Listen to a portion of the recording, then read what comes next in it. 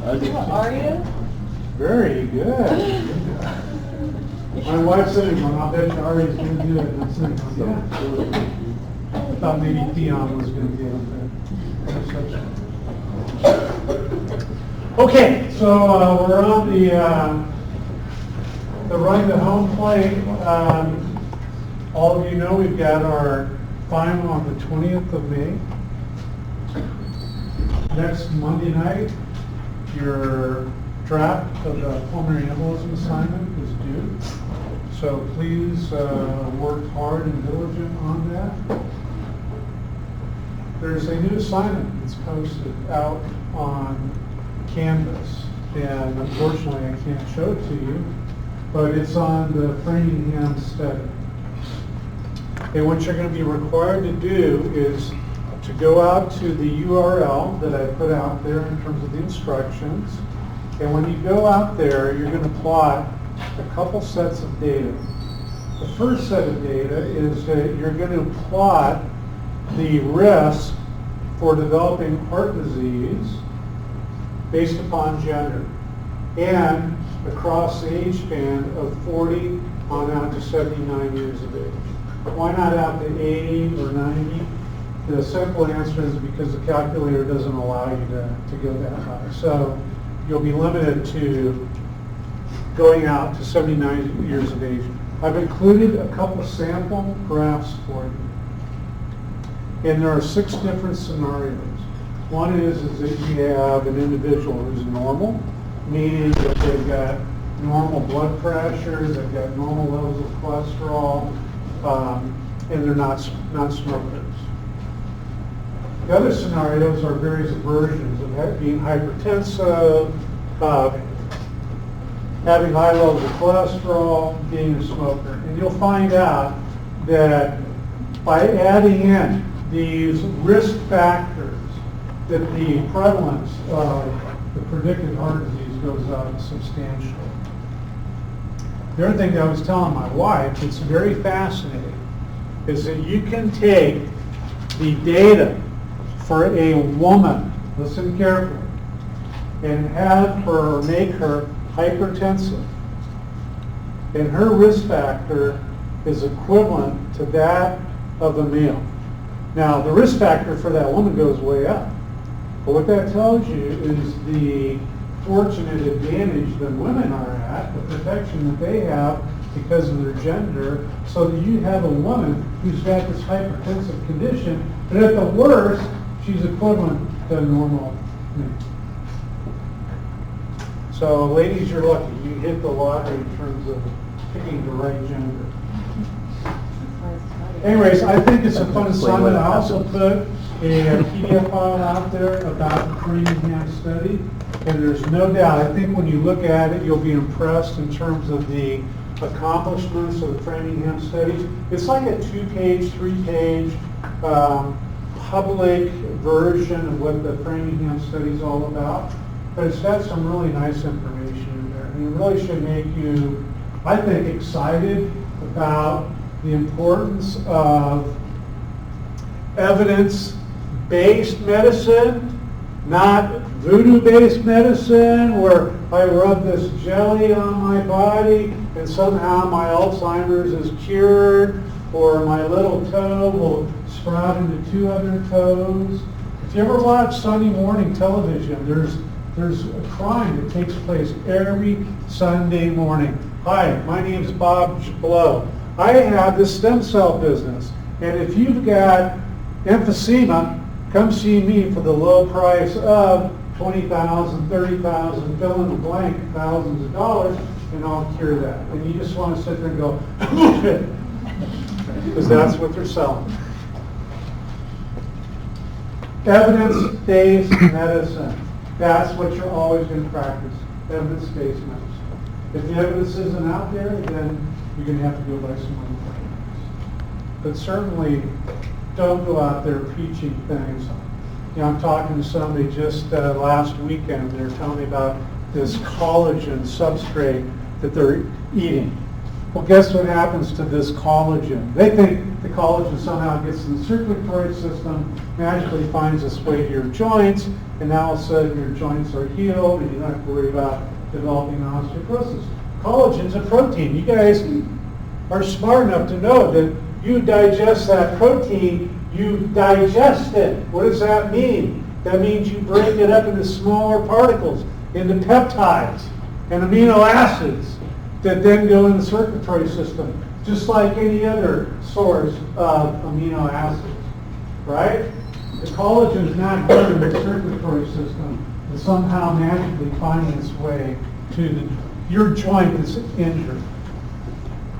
Anyways, do we need to call 911? Anyways, that's out there. That assignment is due Monday night. It shouldn't take you that long. I think the graph that you'll see when you look at the assignment I created in like 10 minutes or so. So it might take you an hour. But hopefully it will enforce something that's just so absolutely important from my perspective, and that is there are 3 primary risk factors for the development of heart disease: smoking, hypertension, hypercholesterolemia, or high levels of cholesterol. The other thing that's shocking is when you go out there, I don't ask you to do it, but do it anyways, click on the diabetes button to see what happens to the risk for developing heart disease. It goes way up. It's scary. Okay, so that's those things, and I think that's about, yes. There was a question about the pulmonary embolism assignment on question number 14. 14 is in reference to question 10. And basically, question 14 asks you what will happen if you increase the dead space of the lungs. And it points you to question 10, which is about Virchow's triangle. It really should be pointing you to question 11. So when you read question 14, and it says, relative to question number 10, get rid of the 10, insert the number 11, and then it will make sense. Okay? Yeah, thank you for bringing this to me. You get around. Because remember you asked me about So it's not about, yeah.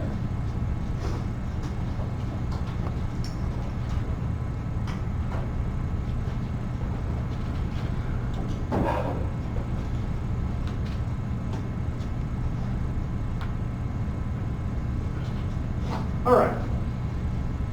So last week we left off basically right around about here.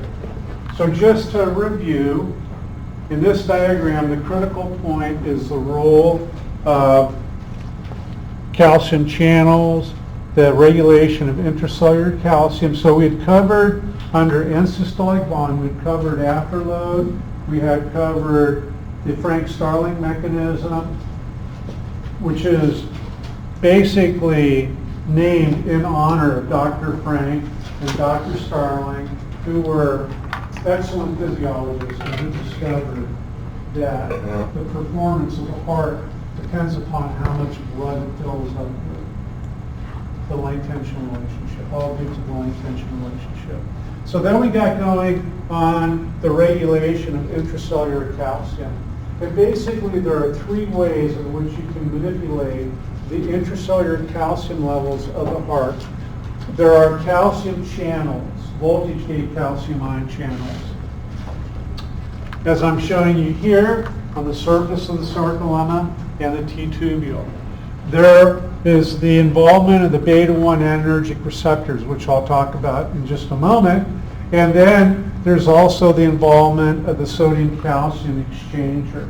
And the cool thing I think that's neat is that all of you are going to run into somebody who's hypertensive during the course of your life.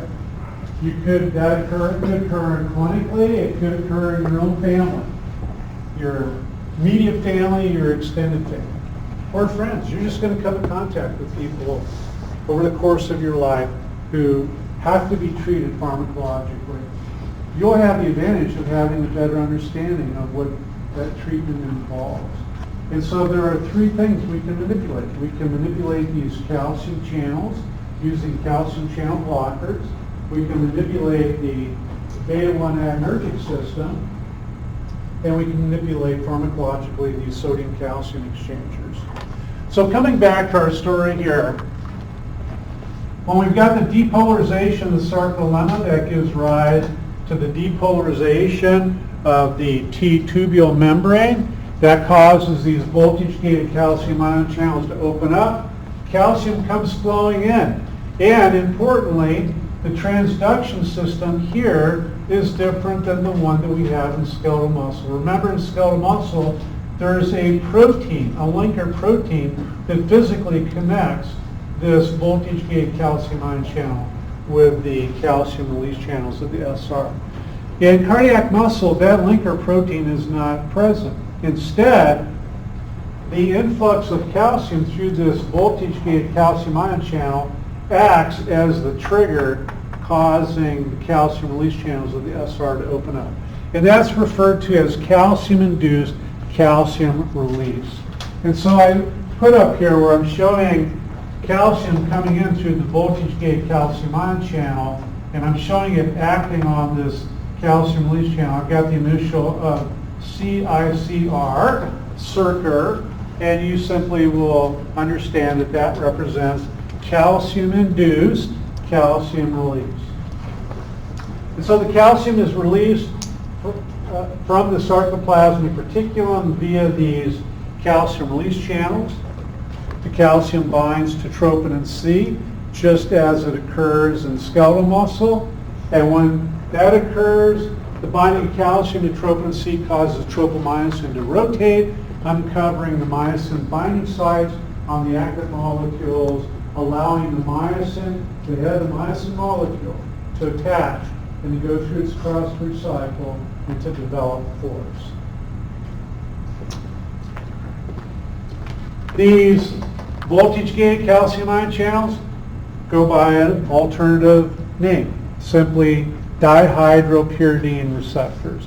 Why are they called that? Because there's a class of molecules known as dihydropyridines that selectively bind to these ion channels and block the ion channel itself. Okay, so what are some names of dihydropyridines? There's nifedipine and nimodipine. Collectively, these fall under the category of calcium channel blockers. And then there's verapamil. Verapamil, as it turns out, is not a dihydropyridine. So in referring to calcium channel blockers, we can talk about non-dihydropyridine calcium channel blockers or dihydropyridine calcium channel blockers. Verapamil being a non-dihydropyridine, nifedipine and nimodipine being both dihydropyridines. So our scenario last week is we've got Mrs. Jones. She's this 75-year-old individual. She's hypertensive. We want to try to treat her. We've asked her to do all types of dietary restrictions in terms of sodium. We've asked her to go out and start exercising more. And unfortunately, none of that has worked. She's even rubbed some of this magical collagen stuff on her shoulder. But that didn't work either. So you come along, and now you have to explore the potential, the opportunity of pharmacologically manipulating her.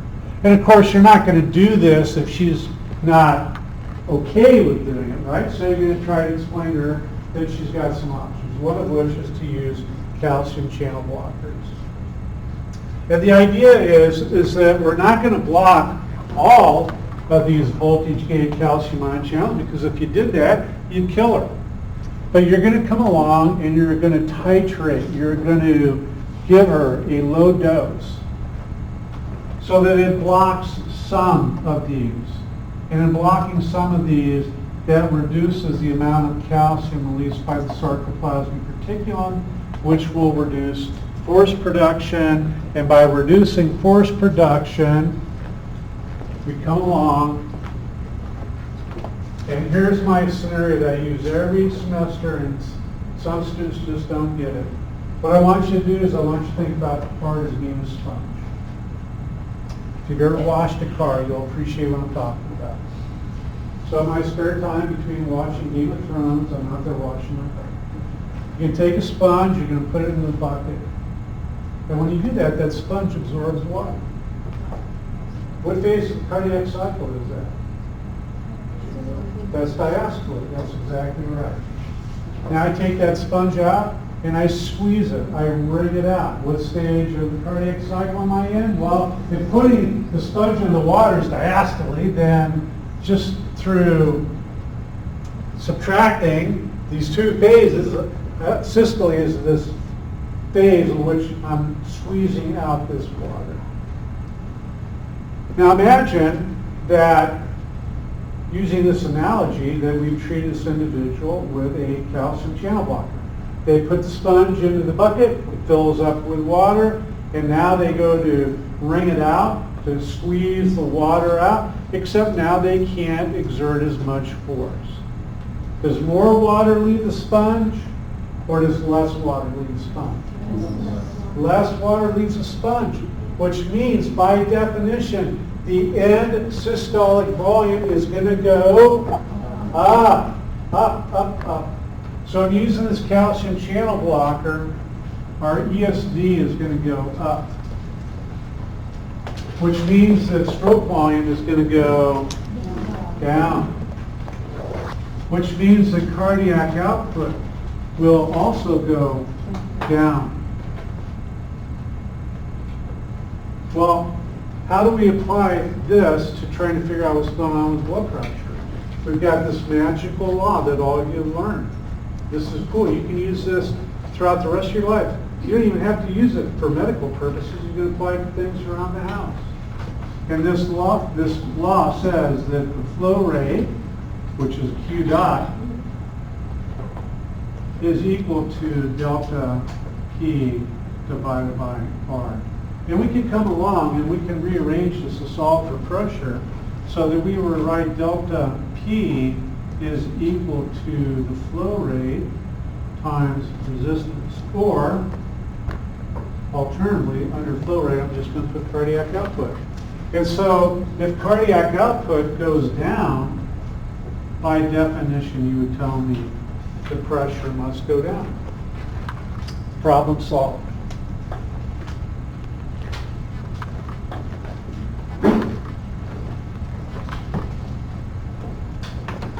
Okay, so that's our calcium channel blocker story. Now let's talk about the role of the beta adrenergic system. Yeah, go for it. Over there, so that's when the calcium channel blockers go up.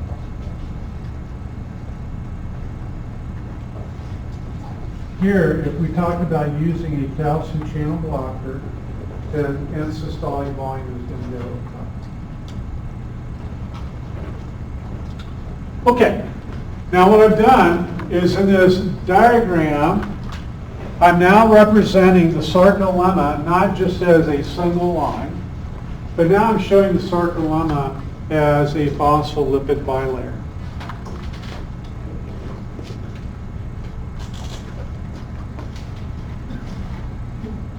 And this is supposed to represent a neuron and its axon terminal. And more specifically, this is a sympathetic neuron.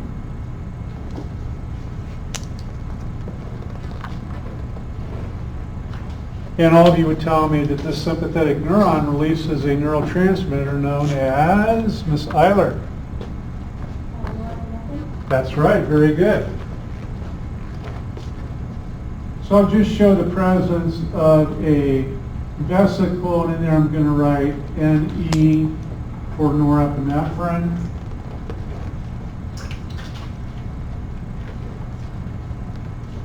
And then we'll show the presence of a beta 1 adrenergic receptor. Here I'm just going to put beta 1, and you'll interpret that to mean a beta 1 adrenergic receptor. Remember, the heart is very rich in beta 1 adrenergic receptors. It does have beta 2, but a much, much smaller number. So the heart is really driven by the beta 1 receptor system. You would tell me that this beta 1 adrenergic receptor is associated with a stimulatory G protein, so I'm just putting GS. And associated with this stimulatory G protein is this amplifier adenylate cyclase. I'm just going to put AC. And the cool thing is you guys have all seen this story before. So when the sympathetic neuron is active, it releases norepinephrine. The norepinephrine binds to the beta 1 adrenergic receptor. That then activates the stimulatory G protein, which turns on adenylate cyclase. Adenylate cyclase is going to come along and it's going to convert a molecule of ATP into cyclic AMP, and you would tell me that cyclic AMP is a second messenger. And the cyclic AMP is going to turn on a protein kinase, or convert a protein kinase from an inactive state into its active state.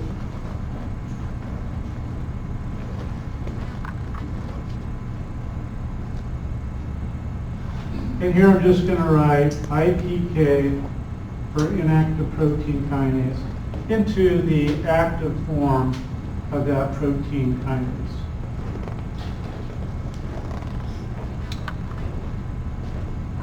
And then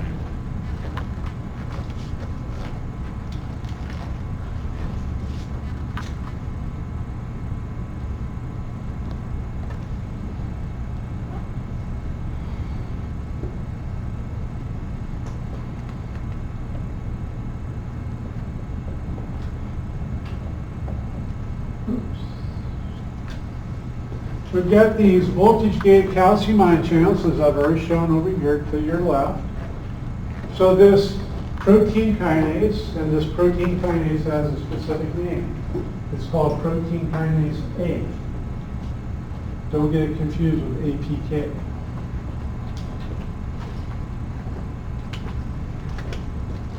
So there are different types of protein kinases.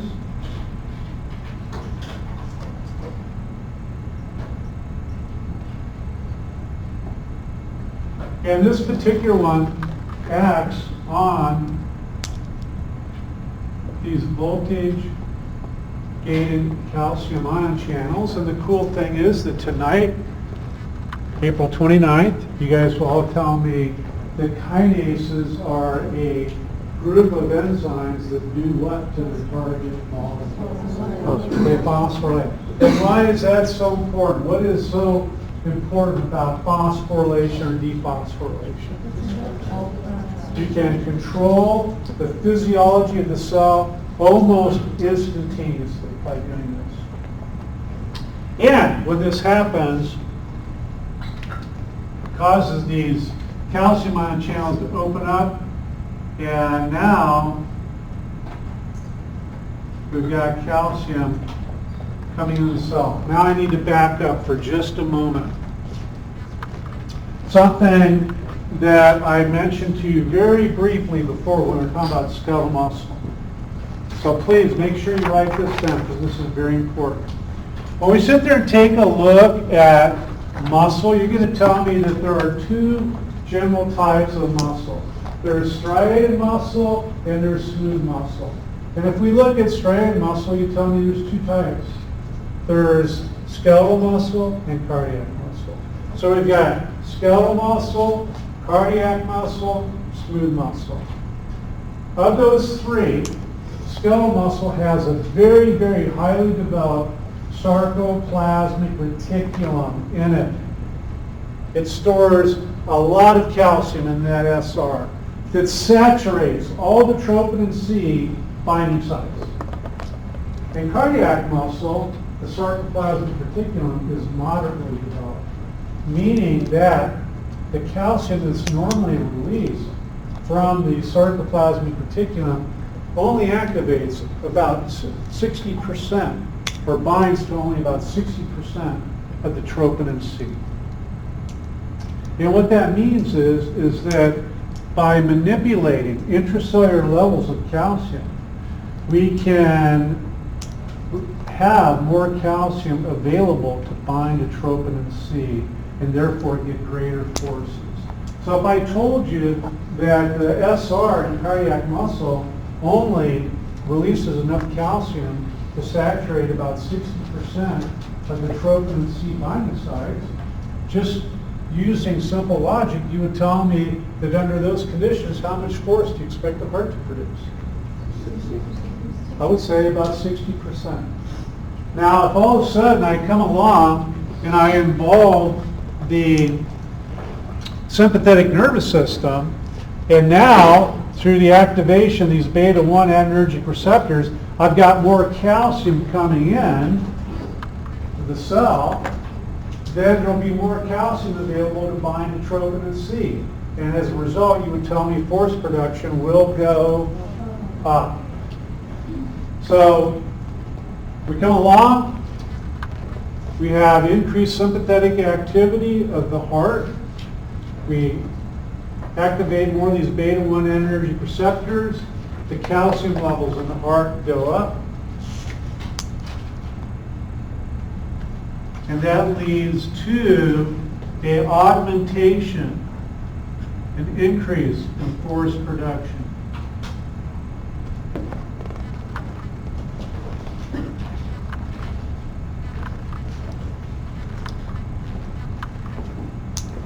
Okay, I'm coming back to my sponge and bucket of water scenario. So now we've got a heart that is being bathed in a lot of norepinephrine. Put the sponge in the bucket, it fills up with water, and now we take our hand, and now in this scenario, all you're going to tell me, my hand's going to squeeze harder on that sponge, or squeeze the same amount of force, or with less force. It's going to be more force, and therefore, more water, less water, or the same amount of water is going to come out of that sponge. More water. Therefore, the end systolic volume, the water left in that sponge, by definition, has to go down. So we have this adrenergic input onto the heart. The heart is squeezing harder with more force, and as a result, during each cardiac cycle, it's pumping out more blood. And therefore, you're going to tell me that the ESV is going to go down.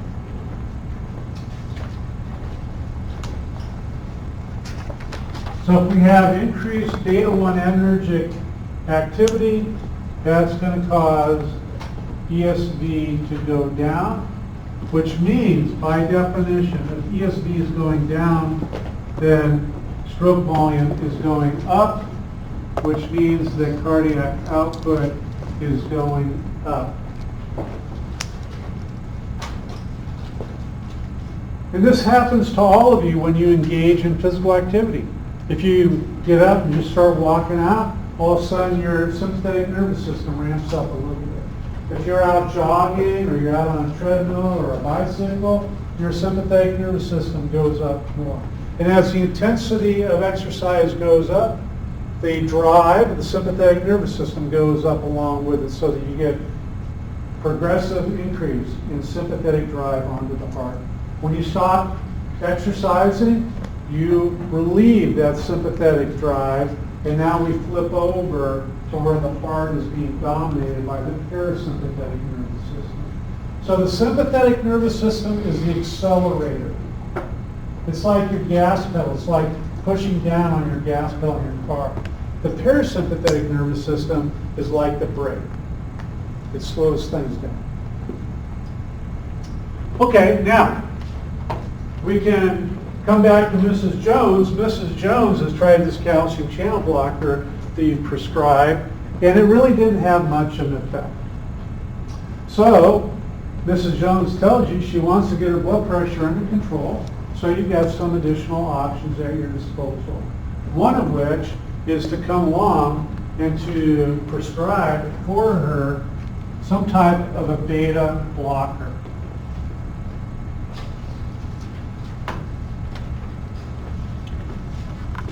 So now we're attacking the system here.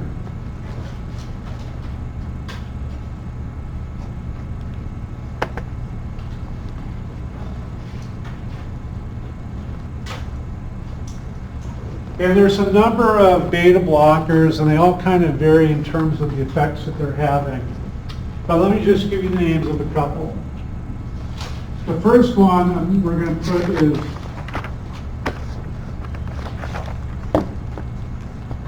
metoprolol. Oops.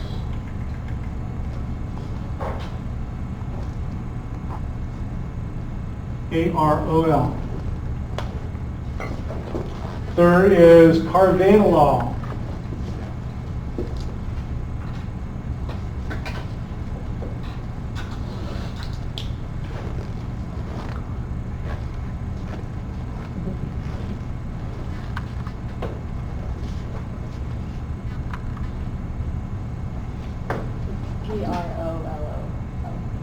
Say that again. P-R-O-L-O-L.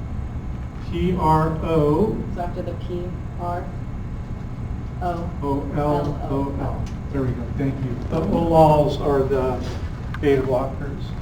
And there's sotalol.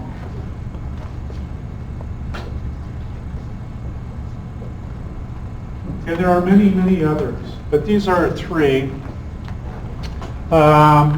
And metoprolol is probably one of the most effective in that group. But carvedilol is one that's commonly prescribed. So with any one of these three, we're coming along, and what we're doing is we're basically reducing this effect here. And as a consequence, you would all tell me, hopefully, that the end systolic volume using a beta blocker is going to cause end systolic volume to go up.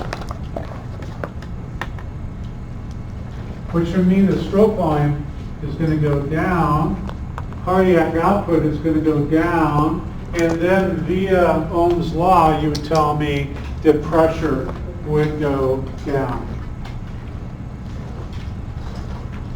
That's kind of the way in which I'm expecting you guys to show up for the final, and to be able to answer all these questions.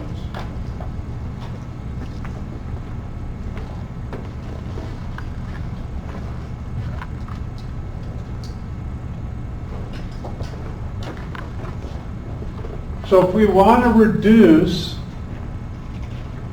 the contractility of the heart, our choices are calcium channel blockers and beta blockers. But what if we want to enhance the performance of the heart? What if we've got somebody who's in heart failure? So when you sit there and use that phrase, hopefully it makes sense to you that your muscle, your heart is a pump, it's a muscle. And if you use this phrase, heart failure, hopefully all of you would interpret that to mean that the heart's not contracting with enough force to generate an adequate stroke volume and an adequate cardiac output. So this brings us to our sodium-calcium exchanger. And this is taking us way back, many weeks ago in the class. And all of that was a setup for the story tonight. So all of you would tell me that primary way for maintaining sodium homeostasis involves what? Membrane protein.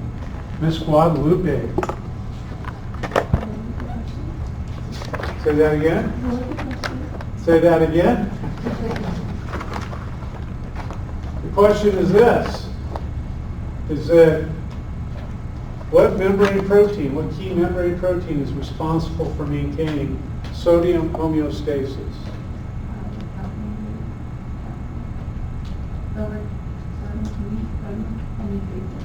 Is that right?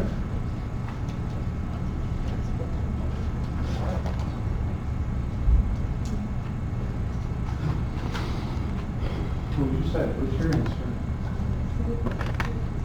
The sodium potassium ATPase pump. That's right. Sodium potassium ATPase pump. So here's our sodium potassium ATPase pump.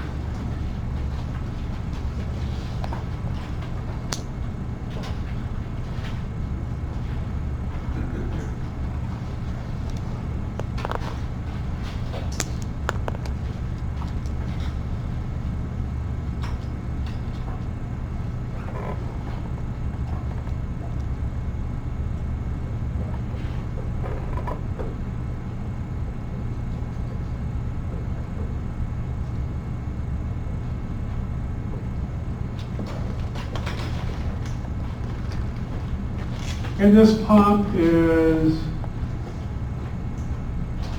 moving 3 sodium ions against its concentration gradient and pumping in 2 potassium ions. And we've got our sodium calcium exchange.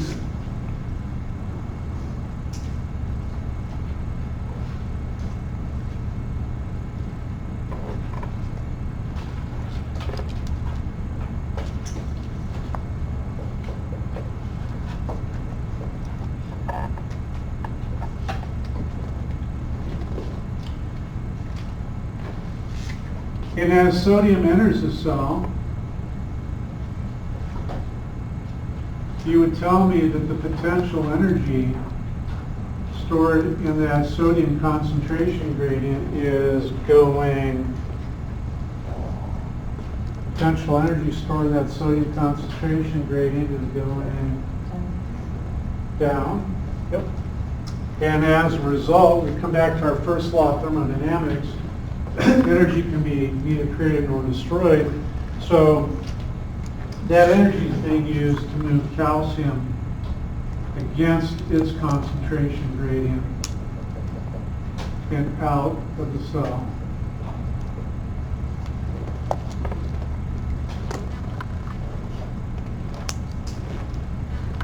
So in this case, where we've got a failing heart, one of the strategies that can be employed is you can come along and inhibit or poison some of these sodium potassium ATPase pumps. And the drug that can be used to do that is known as wellbeing or digitalis. So these inhibit the sodium potassium ATPase pump, and by inhibiting the sodium potassium ATPase pump, there's less potential energy available to move calcium out of the cell. And as a result, hopefully you would tell me that the concentration of calcium inside the cell would go up, right? So we have an increase in the concentration of calcium in the cell, which would then lead to more calcium being able to bind to troponin C, and this would then lead to an increase in force production. If we have this increase in force production, Mr. Swanson, you'll tell me what's going to happen to ESV. ESV goes, wait a second, so ESV goes up, right? It's correct. If force goes up, ESV goes up. Right, Ms. Daria? No. ESV goes down. Yes, if the force production goes up, what means we... If the heart is squeezing with more force, then all of you can tell me that ESV is going to go down. And systolic volume is the volume of blood left in the ventricle at the end of systole. If I'm pumping out less blood, by definition, there has to be more blood left in the ventricle at the end of systole. So we've got a decrease in end-systolic volume. That means we've got an increase in stroke volume, an increase in cardiac output, increase in the delivery of oxygen to the cells of the body, and hopefully we've helped improve the quality of this individual's life. We're not reversing the heart failure. That's irreversible. But what we're doing is we're coming along and at least trying to improve the quality of the individual's life. Questions? Nobody national, speak up. Yeah. If you inhibit some of the ATPs, won't there be some side effects? Won't there be some side effects if you inhibit some of the ATPs? Won't there be what? Some side effects of the drug. If we inhibit this? Yeah. Well, we're not, like I said, we're not inhibiting all of them. We're only inhibiting some of them, a very small number of them. So, yeah. Okay, now, an important term that I want to introduce you to is the term ejection fraction.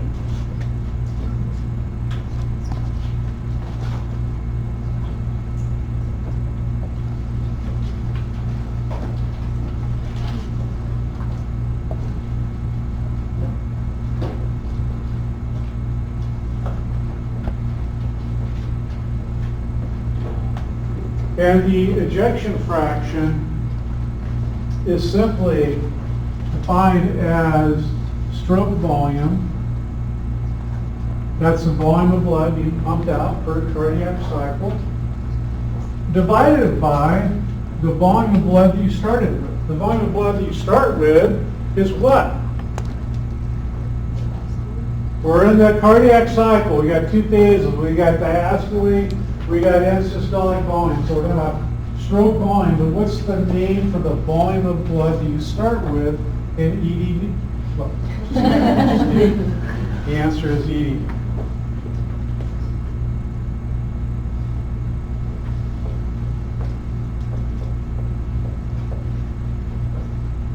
So we're expressing stroke volume as a percentage of EDV, and we're expecting this value to be somewhere approximately between 60 to 50%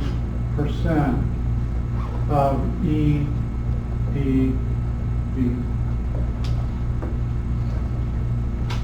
So as you guys are sitting there right now, during each cardiac cycle, your heart fills up with blood, and the ventricle, the left ventricle pumps out approximately 60-50% of that EDV.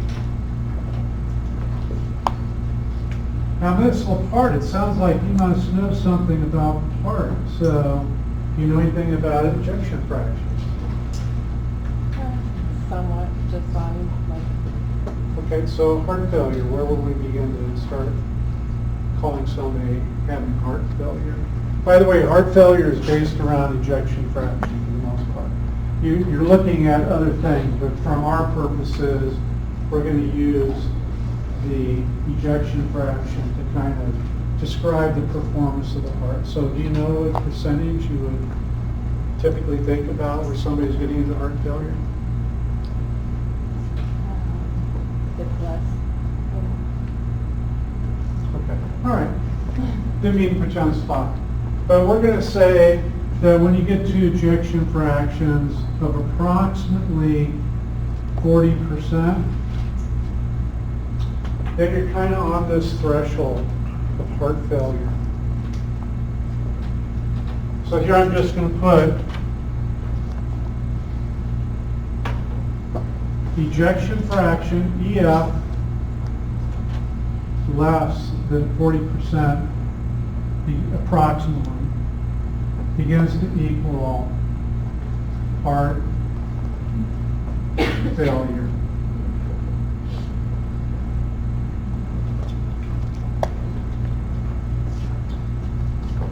Simple question for you.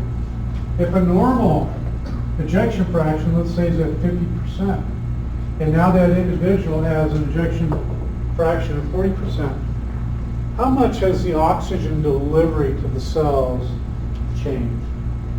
Is it the same? Has it gone up? Or has it gone down? And by what percentage?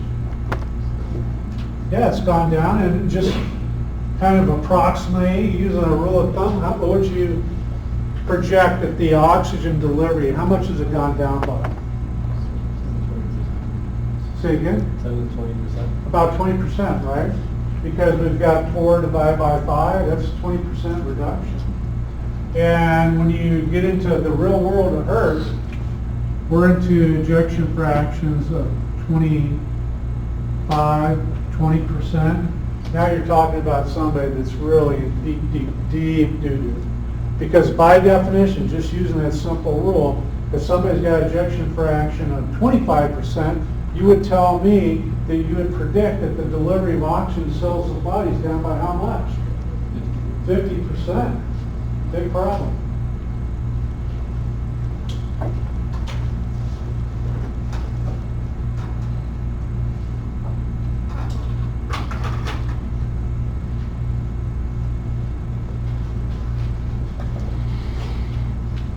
Yeah, go for it.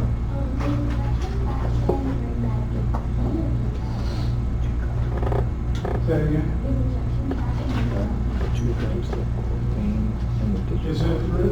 Thank you. Why did I keep? Yeah.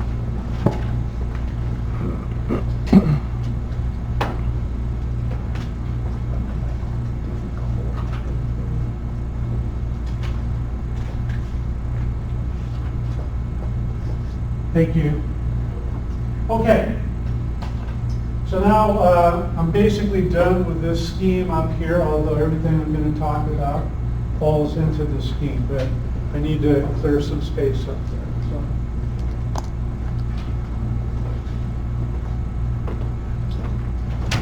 This is all under step number 3 of our 5-step model, cellular respiration.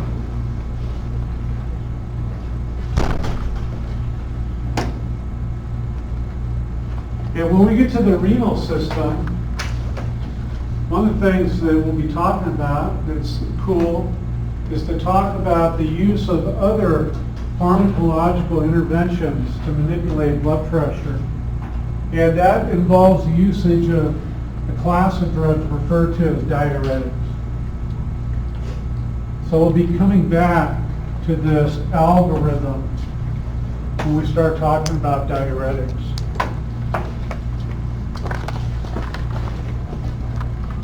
So here's our cardiac cycle.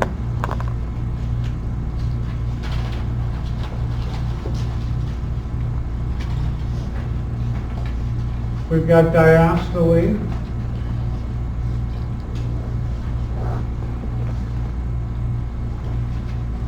And I think I've mentioned that under resting conditions, this is approximately 70 to 60% of the cardiac cycle.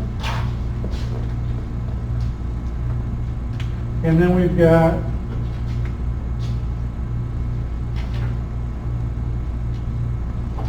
systole, which is the work phase. And this is approximately 30 to 40% of the cardiac cycle under resting conditions. We've got our end systolic volume. We've got our end diastolic volume. And now what we're going to do is we're going to come along and we're going to create a graph.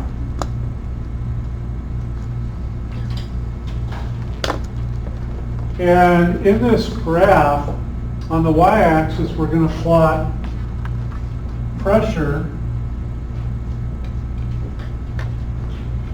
And this will be in millimeters of mercury.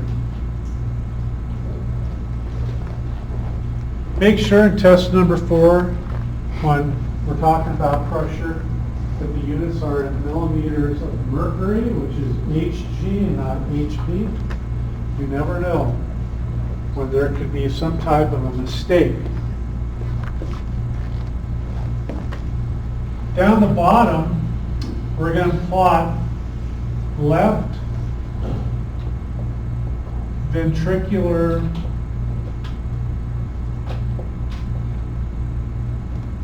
blood volume. And this is going to be in units of milliliters of blood. Going to come along, I'm going to go in increments of 50, so I'll get 0, 50, 100,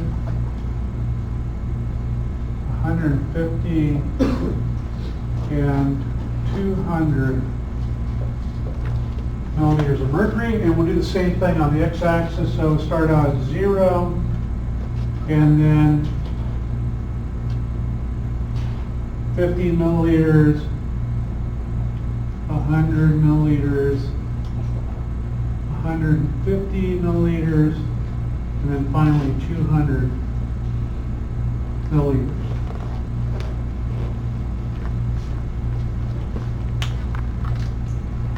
Then what we're going to do is we're going to start out here in our diagram. So we're starting out right here at the very beginning of our cardiac cycle. And we're asking ourselves the following question.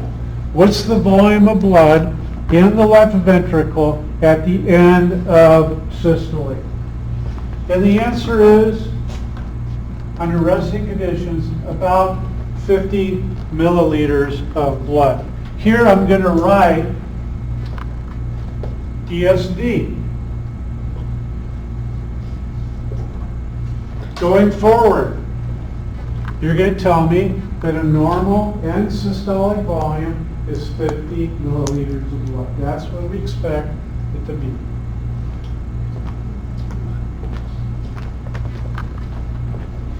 So here we are, right here at the beginning of diastole. The volume of blood in the ventricle is simply the end systolic volume. And now we enter into diastole. And during diastole, the ventricle begins to fill with blood. So if that's the case, we're going to move from your left to your right in this diagram. And a typical end diastolic volume is about 120 milliliters of blood.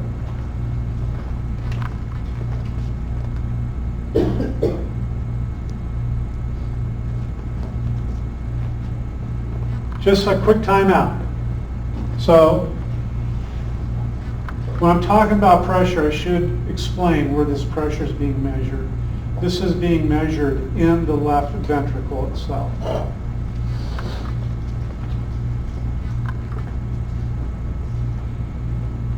So as the ventricle fills up with blood, the pressure within the ventricle increases just slightly.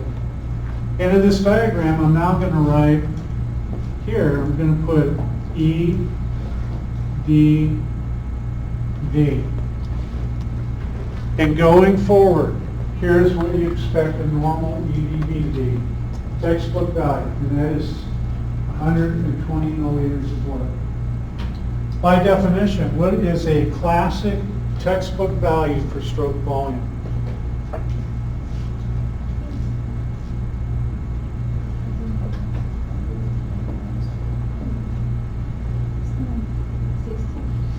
What's a classic textbook value for stroke volume? 700 milliliters. 700 milliliters. That might be true for an elephant, but for a human being, or maybe King Kong, but not for humans. The answer is 70 milliliters, is it not? How did I get that? Here's my EDV, 120 mLs. Here's the ESD. The difference between those two has to be stroke volume. So 120 minus 50 is 70 milliliters of blood. That's our value. Now, next question. In this example I'm giving you, what is the ejection fraction, Miss Annie?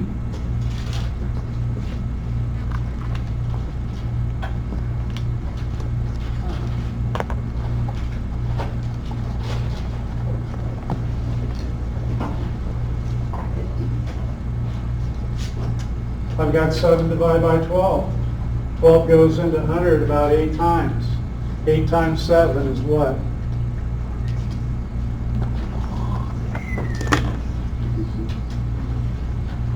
56. So in this example I'm giving you, the ejection fraction is 56%. Is that a normal ejection fraction? Well, I erased what our normal range is, but I mentioned to you normal ejection fraction is somewhere between 50 to 60%. We're going to give this segment a name. I'm going to write in Roman numeral number 1 above it.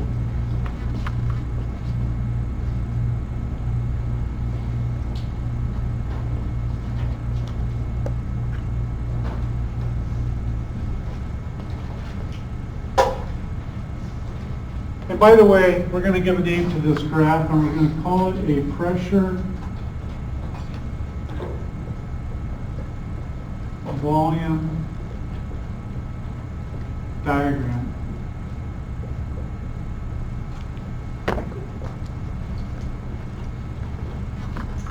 And here I'm going to put phase.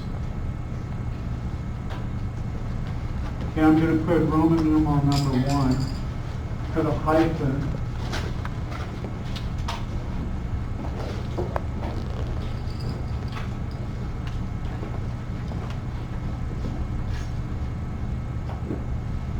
And this is the filling phase of diastole.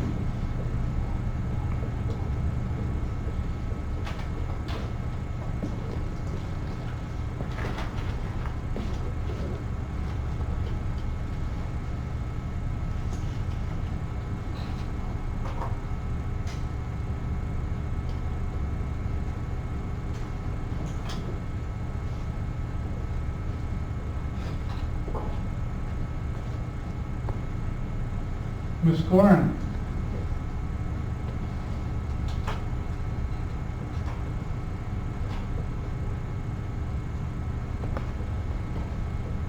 What's the position of the left AV valve? Is the left AV valve open or closed during phase 1? It's closed. Why do you say that? For the left AV valve? Here's my question to all of you, not just to her. What's the position of the left AV valve? Open or closed? The only way the ventricle can fill up with blood is if blood flows from the left atrium into the left ventricle. And therefore, you would tell me, you don't have to memorize this. This is Logic 101. If you understand the mechanics of how blood's flowing, there's no need to memorize it.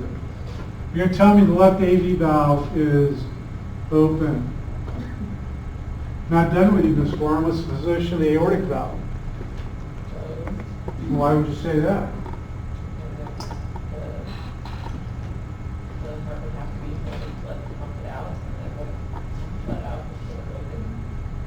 Okay, all right. I have a different perspective on this. Question. If the left AV valve is open and the aortic valve is open, wouldn't blood simply go into the left ventricle and then out into the aorta, and the volume of blood in the left ventricle would never change? Yeah? No? Maybe so? Let me run that by you again. If both valves are open then blood is flowing into the ventricle and would simply flow right on out. The blood flowing in the ventricle itself would never get larger. So the only way that the ventricle can be filling with blood is if the AV valve is open and the aortic valve is closed.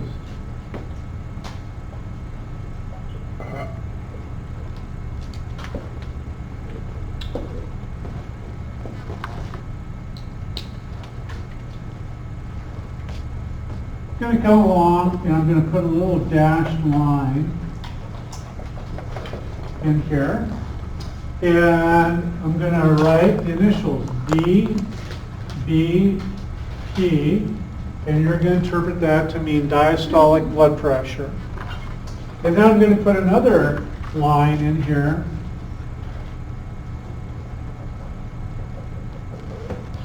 And I'm going to put SBP, which stands for systolic blood pressure.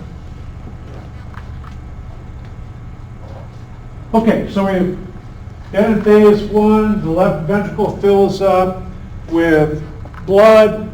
Now the ventricle is stimulated to contract, and it starts to contract. What's going to happen to the pressure inside the left ventricle as it begins to contract? Hopefully all of you are telling me that the pressure inside the left ventricle will start to increase, right?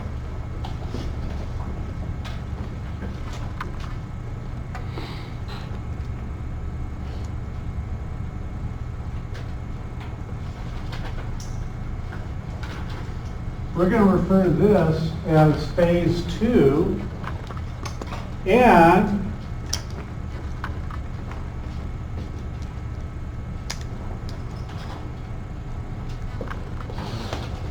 Ms. Gorin, what's happening to the volume of blood in the left ventricle during phase 2? So let me ask that question to you again. The question is, what's happening to the volume of blood in the left ventricle during this second phase?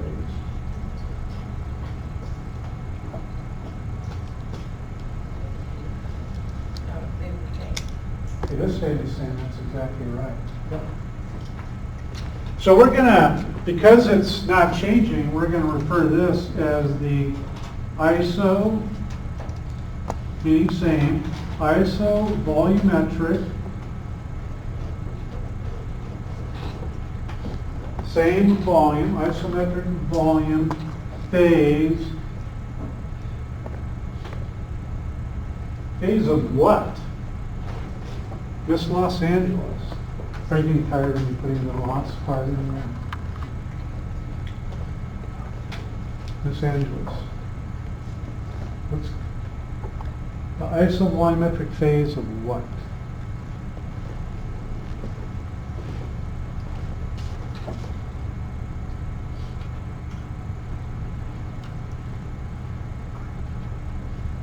Mr. Martinez, isovolumetric phase of what?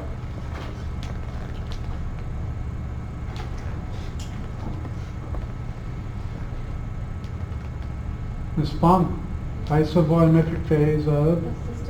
Systole, that's exactly right. How do you know this is part of systole? The only way that pressure can be going up is if the ventricle is contracting, right? So the fact that pressure is rising from a very low value on up to here tells you that the ventricle is contracting and producing force that appears in the form of pressure. So we've got this isovolumetric phase of systole.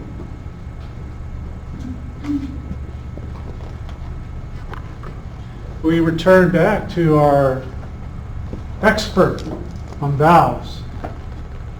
Ms. Gorin, what's the position of the left AV valve? It is closed, that's exactly right.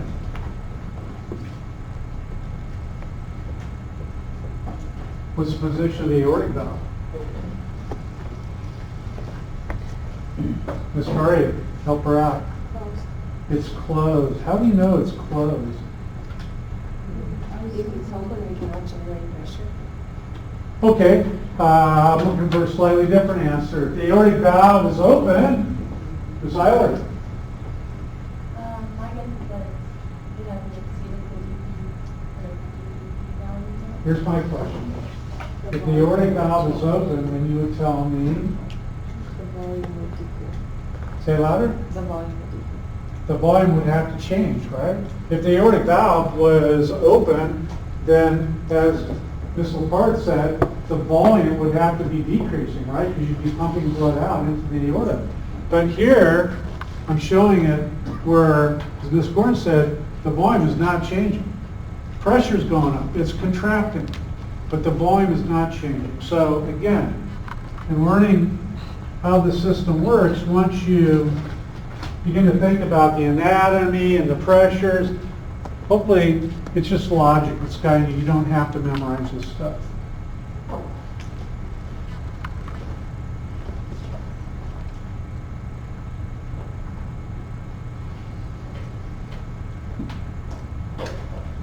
Now we enter into phase 3.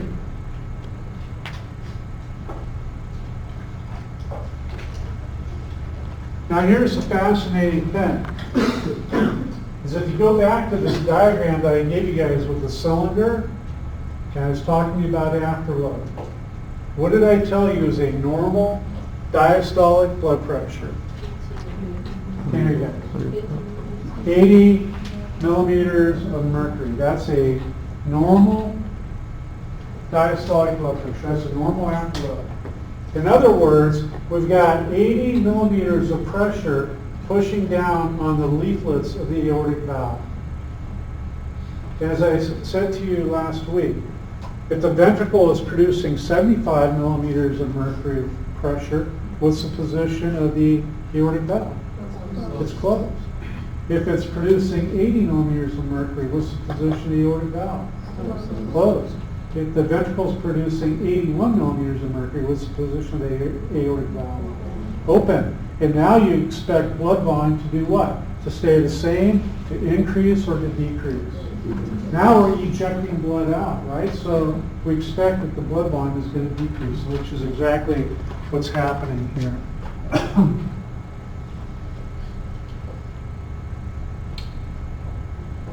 And we'll call this phase 3.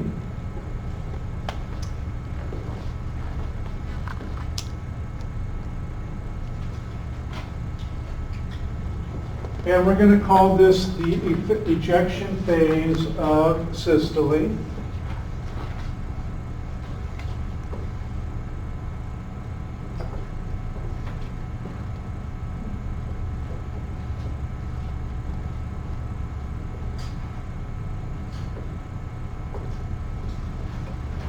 Ms. Gorham, you knew that was coming, right?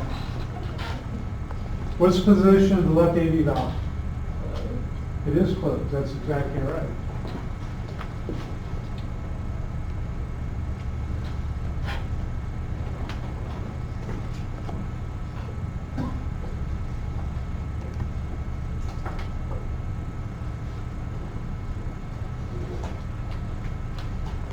Here's the heart.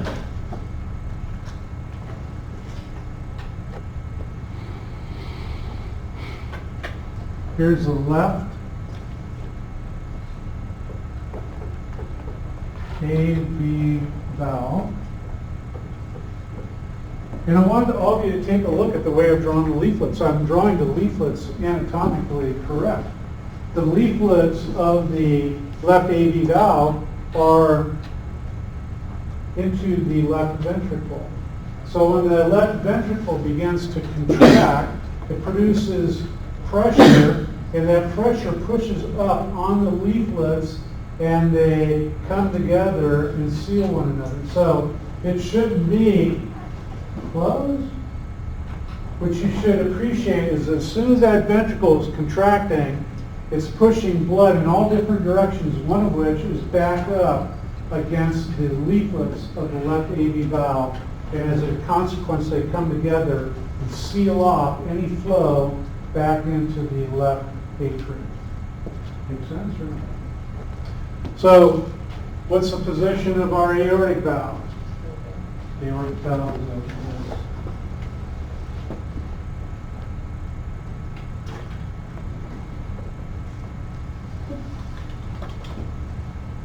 Yes.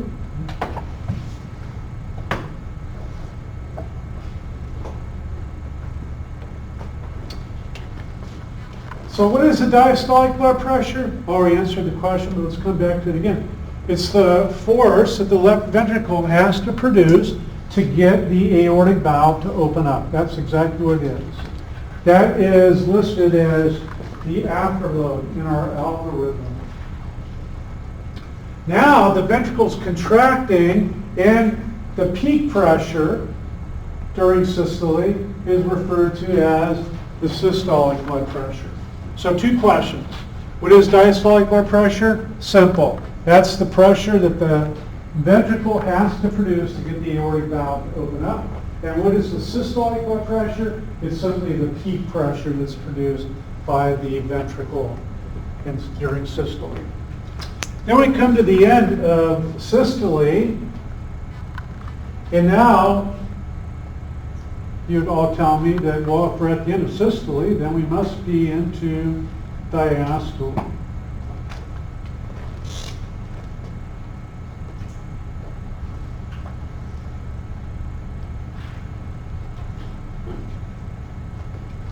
And this we're going to assign a number, Roman numeral 4. And Miss Goran, back to you.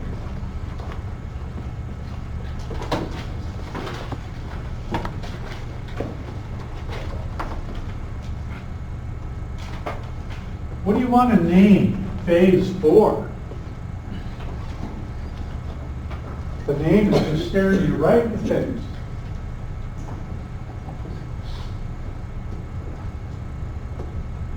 If you want to pass it off, you can go to like Miss Wu.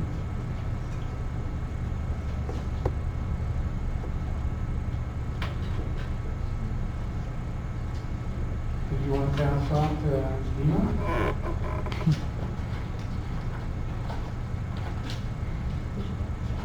I think she did. I saw her. She goes, yeah. Is it the filling phase of diastole? Say that again. Filling phase of diastole. It's on phase now. Yeah.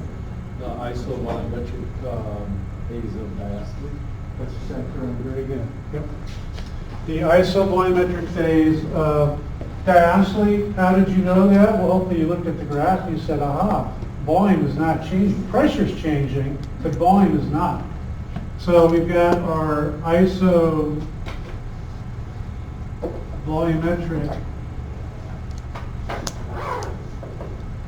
phase of diastole.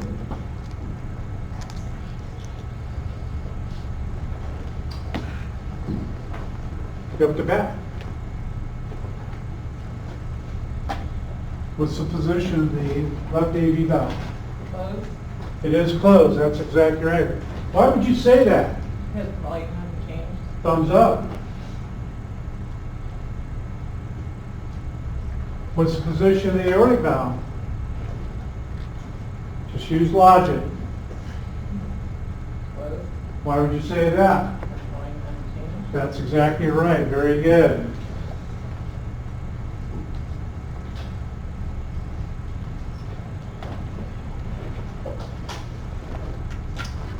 There's so much more to add to this table. I'm going to have so much fun with it.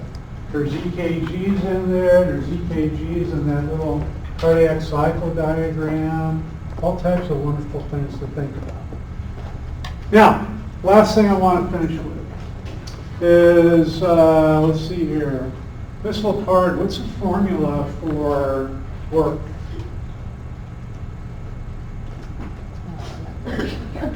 Remember? Who's going to tell me, what's a formula, mathematical formula for work? Miss Miriam, maybe you know. Okay. The D, what is that? Displacement. Okay. So, work, W, is equal to F times delta D.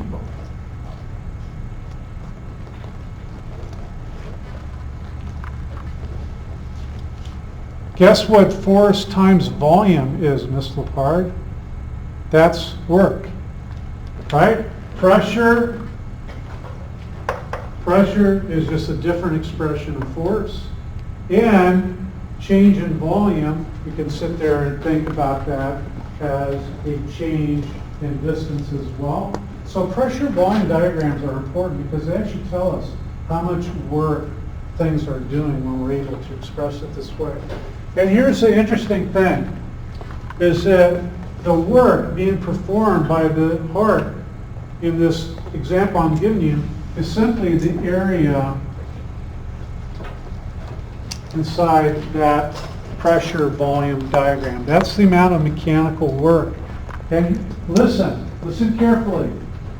That work requires that a certain amount of ATP be used, which requires, if I'm going to replace that ATP, that requires a certain amount of oxygen being used. So coming back to Mrs. Jones. You guys are seeing Mrs. Jones, and here's her pressure volume diagram.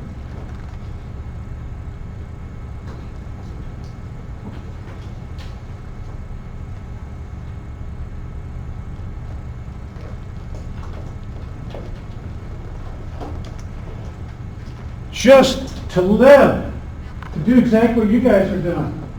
Does her heart have to produce the same amount of work, less work, or more work?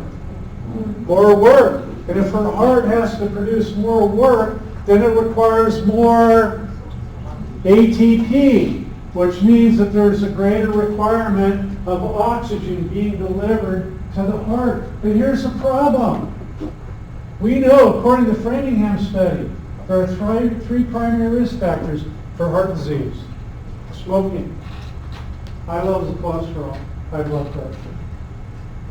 And so now we've got an elderly individual with narrowed coronary arteries. And according to Ohm's law, if the radius is decreased in the coronary arteries, then the resistance has gone up, which means that the flow rate will go down, which means the delivery of oxygen to this heart that's working harder has gone down, not up. And now she's in trouble of precipitating a heart attack. Here's a very interesting statistic for you, a scary one. Something like 60 to 70% of all heart attacks occur between about 4 a.m. and about 8 a.m. Sit there and think about why that is. You're asleep and all of a sudden you wake up, and if you're like I am, your mind is off to the racetracks. You're starting to think about what the heck's going on that particular day, what you got to do, and now all of a sudden your sympathetic nervous system is ramping up. That's requiring the heart to do more work or less work through the beta-1 adrenergic receptor. Your heart is doing now more work because you're getting ready to wake up. That means that the oxygen delivery's got to go up. But if I've got narrow coronary arteries, maybe I don't get enough oxygen, and next thing you know, boom, I'm in heart attack city. Okay, that's where we got to stop for tonight. I'll see you guys back at Wednesday night. Those of you who have lab, I'll see you upstairs.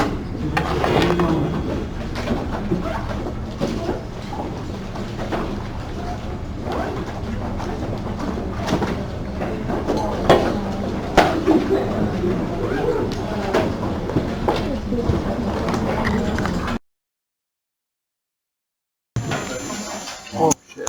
What happened?